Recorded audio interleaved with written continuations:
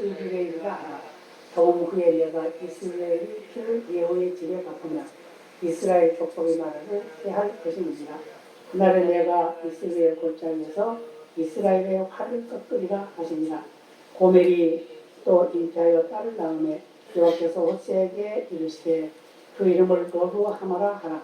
내가 다시는 이스라엘 족속을 긍휼히 여겨서 사하지 않을 것임이니라. 그러나 내가 유다 족속을 긍휼히 여겨 저희 하나님 여호와로 구원하겠고 활과 칼이나 전쟁이나 말과 마병으로 구원하지 아니하리라 하시니라. 아멘. 할렐루야. 인사물 하셨습니다. 참 잘 만났습니다. 사랑하는 족보원이 행복합니다. 항상 건강하게 120세까지 다 사시길 바랍니다. 건강하는 것만 끝나는 것이 아니라 많이 쓰고 나눠줄 수 있는 그런 큰 부요함이 있는 그런 삶을 사시길 바랍니다. 세상에서 약한 것은 절대로 만나지 말고 선한 것만 만나서 하나님 나라를 확장해 쓰임받기를 원합니다. 오늘 본문을 통해서 선지자의 시야, 선지자의 시야 한번 읽어볼까요? 선지자는 마치 망령을 통하여 보듯이 그대의 멸망을 그대에게 보여줘야 했습니다. 그래서 그는 음녀에게서 태어난 자녀에게 지어준 이름을 통하여 하늘을 예고합니다. 그 첫 번째로 보면 선지자는 첫 아들에게 정해준 이름으로 왕족의 멸망을 예고합니다. 그 이름은 뭐라? 이스라엘이라. 이스라엘이라고 하는 말은 하나님의 자손을 의미하긴 하지만 그 하나님의 자손이 이제 흩어져 버린다. 흩어져 버린다. 그런 의미를 가지고 있어요. 나중에 또 설명하면은 그래서 그 음녀가 누구죠? 고멜이죠. 왜 고멜을 호세아에게 고멜에게 장가들라고 했다고요?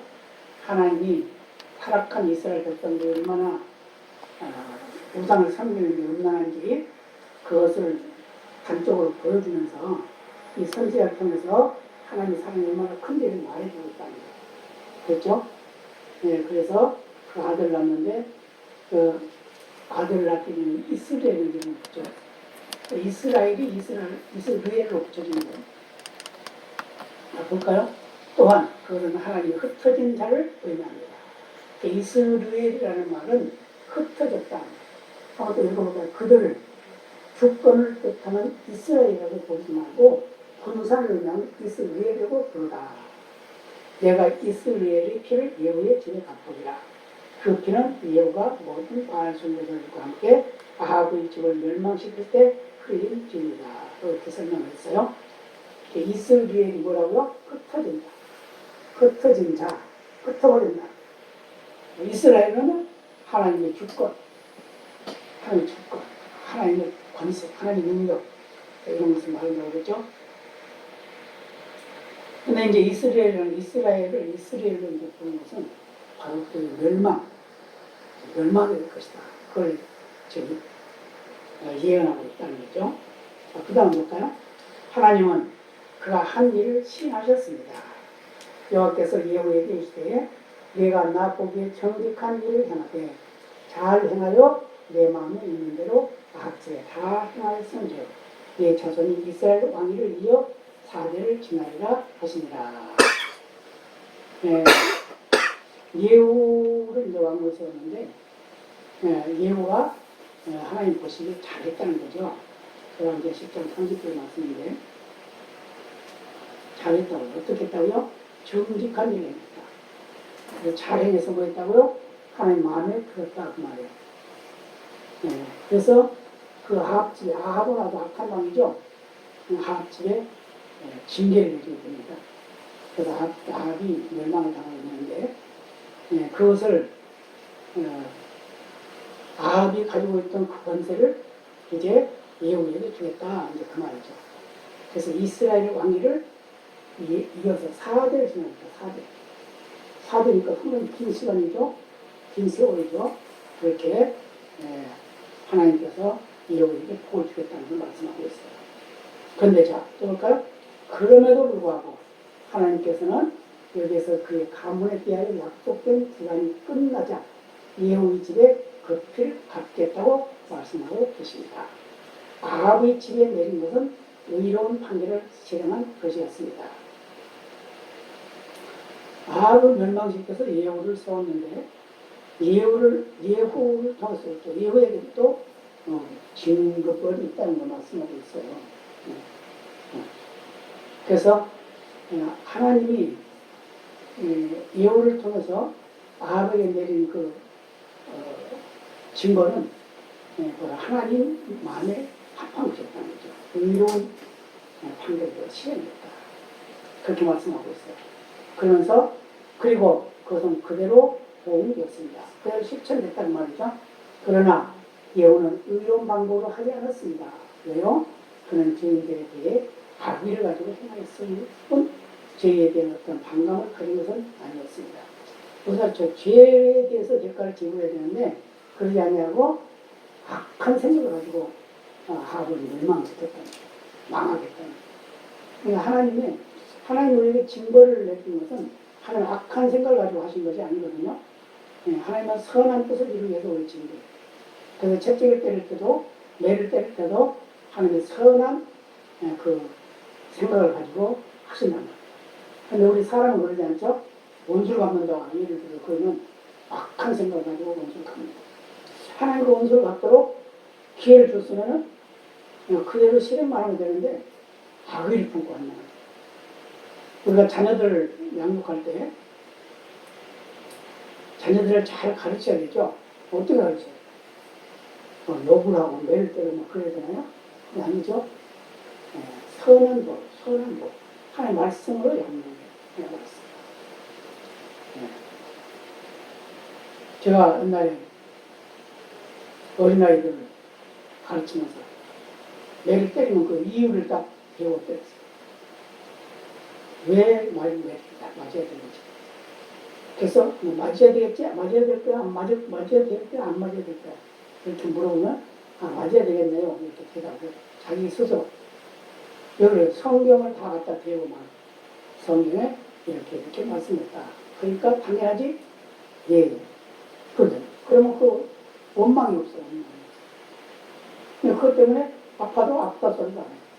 당연한 걸 생각. 내가 하나님 앞에 이렇게 됐구나.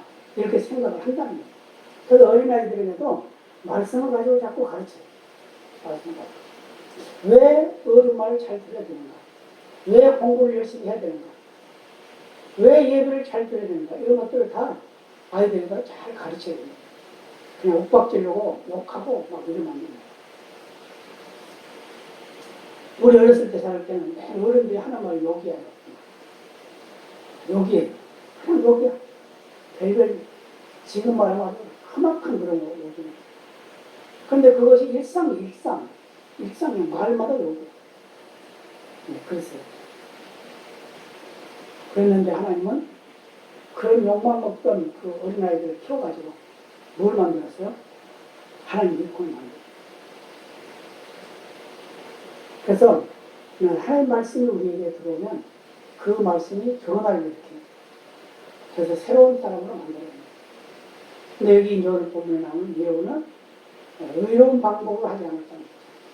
하나님 말씀하신 것은 의로운 뜻으로 한 것인데 그가 행하는 행동은 그러지 않았다는 거예요.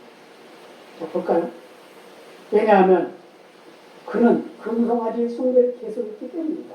그래서 자기도 지금 하나님을 떠나서 하나님의 뜻을 거역하고 있는 거예요. 금송아지를 만들어놓고 그것을 자기는 숭배하고 있는 거예요. 근데 하나님이 제일 싫어하는 게 그거거든요. 우상숭배. 그래서 우상숭배를 뭐라고 그래요? 가문이라고 해요. 가문.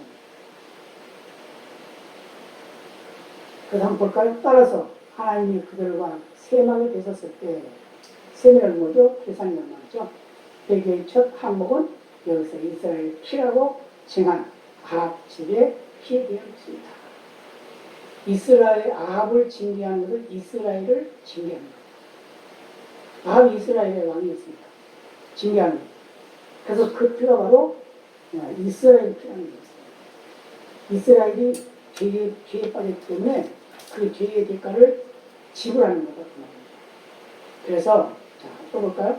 혹자는 내가 이스라엘의 피를 예후의 집에 갚으리라는 말이 그 피 흘린 것에 대한 복수를 의미하지 않고 그 피 흘림의 반복을 의미한다고 보여집니다. 이렇게 이제 설명을 하는 거다 이 말이죠. 즉 내가 아합의 집을 벌했듯이 예후의 집을 벌할 것이라. 하나님이 하나님의 사람을 훈련시키기 위해서 어떠한 사람을 희생을 시킵니다. 희생을 시켜요. 희생을 시키는 그 희생을 시킨 그것을 통해서 원래 그 훈련시키려고 했던 그 다음에 징계를 내리게 하죠. 나라 같으면 나라를 치는 일이라든지 이스라엘이 다 그렇겠죠. 지금 우리나라가 왜 두 쪽으로 갈라지고 통일이 안 되고 있을까요? 왜 계속 이러고 있느냐. 어느 순간인가 이 나라가 정신 차리지 않으면 그보다 더 무서운 일들이 일어날 것 같습니다. 경고를 하는 거죠. 조심해라. 정신 차려라. 그런 거죠. 네. 그래서 지금 진행하는 그런 모든 것들 보면 아주 엉망진창이에요. 정말 하나님 보면 노할 겁니다. 도저히 자격도 없는 지도자라고 하는 사람 도저히 자격이 없는 분들한테 지도자라고 합니다. 왜 그래요? 하나님이 그것도 만들고 물론 사람이 계획하고 했지만 하나님 그걸 허락했다고. 그 때문에 어떻게 돼요? 정신 차리고 기도해요.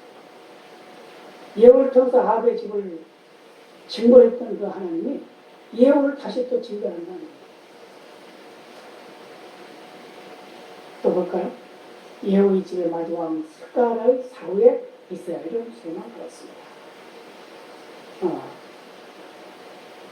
그 후손으로 온 왕 스가랴는 그때 바로 이스라엘이 망했다는 겁니다.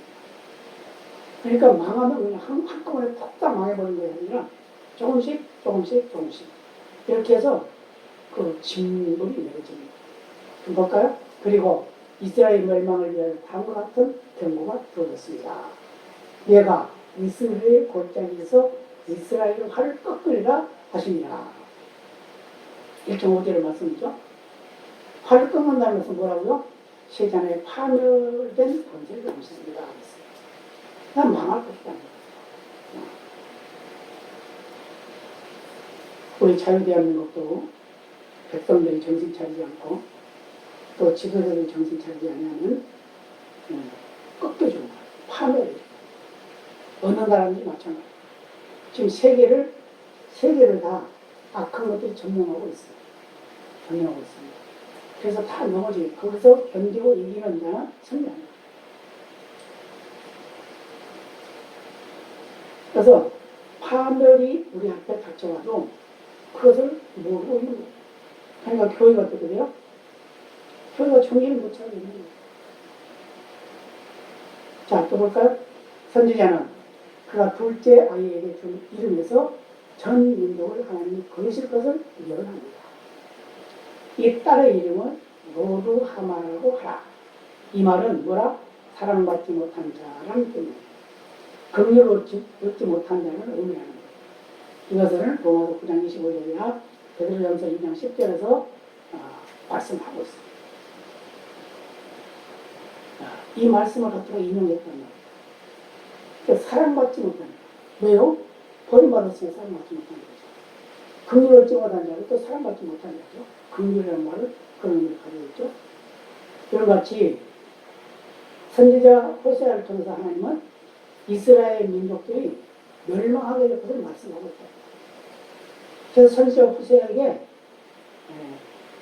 부정한 여인을 키워서 아내를 삼고 그를 통해서 자녀를 낳는데 자녀의 이름은 뭐라? 로루하마라. 로루하마. 그 이제 딸인데 로루하마라고 이름을 지었어요. 그 로루하마라는 건 무슨 뜻이라고요? 사랑받지 못한 자다. 또는 긍휼을 얻지 못한 자다. 그러니까 하나님의 징계가 그로 인해서 증거가 나타난다는 걸 말해줍니다. 그 이름에서. 또 볼까요? 이것은 하나님이 그들에게 큰 차별을 보이셨지만 그들의 하나님의 은총을 모욕하여 잃어버렸다는 것을 암시합니다. 하나님께서 오래 참으셨지만 고치기를 싫어하는 백성에게 항상 참으시지는 않을 것입니다. 결국은 하나님은 징계하신다는 거예요. 돌이키지 아니하면, 회개하지 아니하면 결국 징계하신다고 말씀드렸습니다. 그래서 우리는 이 징계가 내리기 전에 회개. 그래서 원위치로 돌아가고 모든 게 다 그렇구나. 가정도 그렇고 어떤 사회도 그렇고 또 나라도 그렇고 다 하나님의 뜻에 합의하지 아니하면, 합당하지 아니하면 결국 징계를 받게 된다는 거예요.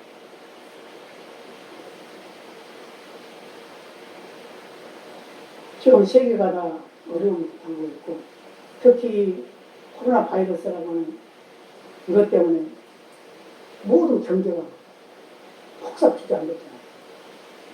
왜 활동을 못하니까. 그래서 뭐 그걸 정치적으로 이용하는 사람도 있고 온 세계가 정치적으로 이용합니다.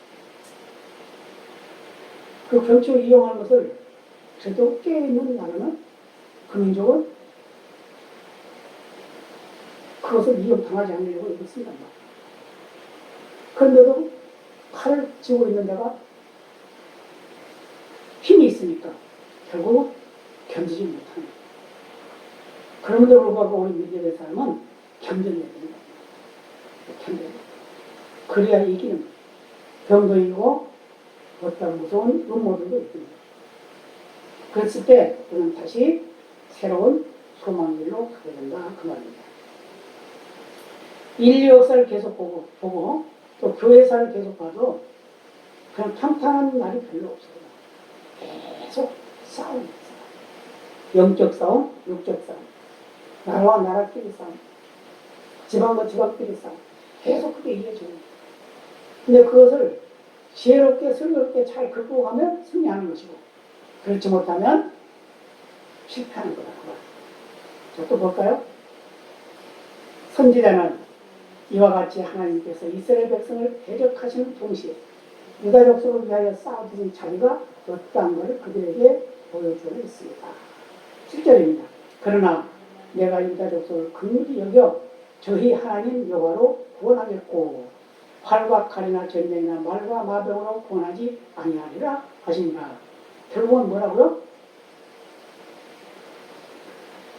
전쟁으로 구원하는 것이 아니라 그 유다 족속은 왜요? 유다 족속은 하나님이 약속하신 족속이잖아요. 그죠?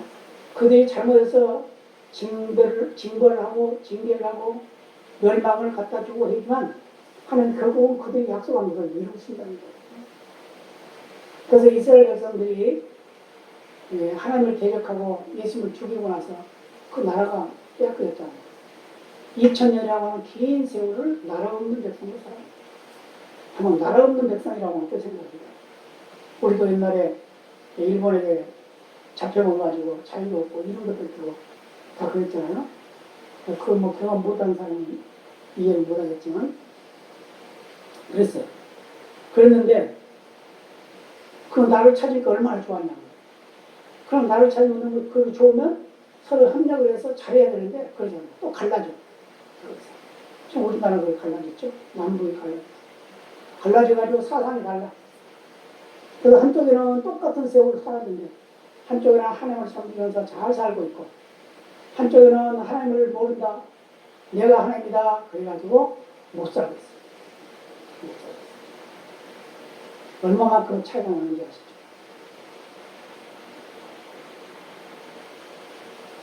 (6.25) 전만 해도 해방되고 나서만 해도 북쪽과 우리는 한 3배 정도의 차이가 났어요. 북쪽이 훨씬 더 잘 살았어요. 그런데 지금 와서는 그 20배는 더 잘 살아요. 왜 그래요? 참 이 나라 이민족이 참 불쌍히 보시고 하나님께서 복음을 주셨어요. 그 복음을 통해서 교회가 세워지고 교회 안에 있는 자들이 많아지고 또 그들이 나라 민족을 기도하고 하는 그런 것 때문에 정치, 경제, 사회문화 모든 것이 다 저 북쪽을 앞서가고 있죠. 그죠? 북쪽은 할 수 있는 거 아무것도 없어요. 원자 폭탄밖에 없어요. 그럼 다른 거 할 수가 없어요. 비행기도 그거는 우리보다 못해요. 지금 그거 미사일 원자폭탄 그것만 지금 그거 아니면 그건 사실은 사용도 못해요. 사용도 못해요. 왜냐 우리나라 작은 땅덩어리에서 그 사용은 절대 남아요. 다 남아요. 그냥 사용도 못하고 뭐라고 만들자고 그냥 위협적으로 한 서너 개 만들어놓고 말해야지. 뭐 60개가 넘는다고 만들어놓고. 그럼 어디로 봤을 거예요? 일본에서 3개가 떨어졌는데 일본 천황이 손을 들어버렸는데 네? 우리나라에 조그만 나라에 그 3개 떨어지면 다 없어지죠. 그렇잖아요? 그러니까 지도자를 잘 만나요. 지도자를 어떻게 만나느냐에 따라서 행보의 수도 변할 수도 있어요.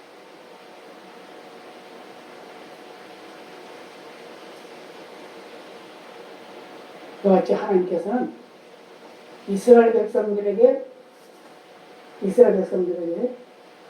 대접을 주셔서 그를 징벌하시기도 하지만 그들과 약속한 것이 있기 때문에 그 약속을 하나님이 지키신다는 거예요. 징벌할 때는 징벌하시지만 다시 그들을 회복해줄 그런 은혜도 주신다는 겁니다. 이스라엘도 그러죠. 2000년 동안 그들이 나라 없이 헤매고 다녔지만 어떻게 하나님은 그 약속을 지키기 위해서 그들이 있는 곳마다 다 잘 되겠어요. 잘 되겠어요. 그래서 미국이라는 나라를 이끌어가는 중심의 역할을 하는 사람들이 됐고 근데 실제로 이스라엘이 다시 회복된 다시 독립이 이루어질 때는 미국은 그렇게 힘을 안 썼대요. 소련에서 힘을 썼어요. 소련에서 힘을 써가지고 이스라엘이 세워진 거예요. 근데 이스라엘과 우리나라가 지금도 거의 같은 해죠. 근데 이스라엘은 아주 작은 나라. 얼마나 작은 나라. 우리나라 경상북도만큼밖에 안 되는 나라. 인구도 우리나라 3분의 1 정도밖에 안 돼요. 그런데 그 아랍권에 있는 1억 5천 넘는다고 그러죠. 지금 뭐 더 늘었는지도 늘었겠죠. 근데 그런 나라하고 같이 싸우는 거예요. 그래서 싸우기만 하면 이겨. 싸우기만. 왜요? 하나님이 함께 하시니까. 우리나라도 바로 하나님이 함께 하시니까 저 북쪽에 악한 것을 아무리 악한 계략을 꾸며도 결국은 하나님이 우리 편입니다. 오늘 본문에 그렇죠. 7절. 그러나 내가 유다 족속을 긍휼히 여겨 저희 하나님 여호와로 구원하겠고 누구를 구원해요? 여호와로 활과 칼이나 전쟁이나 말과 마병을 구원하지 아니하리라. 무기 가지고 구원하지 않겠다는 거예요. 하나님 능력을 구원하겠다. 성경에 보면 그런 거 많이 있죠. 히스기야 시대에도 그렇죠. 네. 수없는 많은 적들이 쳐들어왔어요. 성을 에워쌌어요. 히스기야 왕이 어떻게 해요? 그 편지를 받아가지고 성전에 올라가서 기도합니다. 하나님, 지금 이 적들이 우리를 지금 멸망시키려고 왔습니다. 항복하라고 지금 편지를 보냈습니다. 밤새도록 기도했더니 아침에 일어나 보니까 18만 5천 명이나 되는 많은 군인들이 싹 죽어버리고 하나도 남지 않았어요. 전쟁 안 했잖아요. 활도 하나 안 썼잖아요. 칼도 한 번 휘두르지 않았잖아요. 하나님은 그런 하나님입니다. 그 때문에 우리가 지금 시대의 어려움을 겪고 있지만 이 시대를 잘 분별해서 과거에 하나님 어떻게 하셨는가 또 앞으로 하나님 어떻게 하실 건가 우리가 생각하고 믿음의 굳게 서 있어야 될 줄로 믿습니다. 그래서 호세아서는 바로 하나님의 이런 사랑을 표현해주고 있다는 거예요. 그들이 악할 때는 침대하시고 그들이 정신 차리면 다시 회복시켜주시고 그러니까 우리는 반복해서 계속해서 이스라엘 역사가 그래요. 반복해서 계속해서 타락했다가 다시 또 회복하고 타락했다가 다시 또 회복하고 우리 인간의 모습이에요. 우리 인간이 그렇죠. 뭐가 잘 되면 잘난 척했다. 안 되면 하나님 살려주세요. 더 안 주세요. 차라도 하고 건지도 하고 그렇죠. 꾸준히 항상 꾸준히 그래서 초심을 잃지 말고 초심 그랬을 때 우리는 승리하게 될 줄로 믿습니다. 그래서 오늘 호세아서를 우리가 생각하면서 이것을 보면서 우리가 우리 스스로를 바라보고 또 이 나라의 장래를 또 바라보고 또 세계의 역사를 바라보는 그런 기회가 되어야 될 줄로 믿습니다. 다 같이 기도하시겠습니다. 아버지 감사합니다.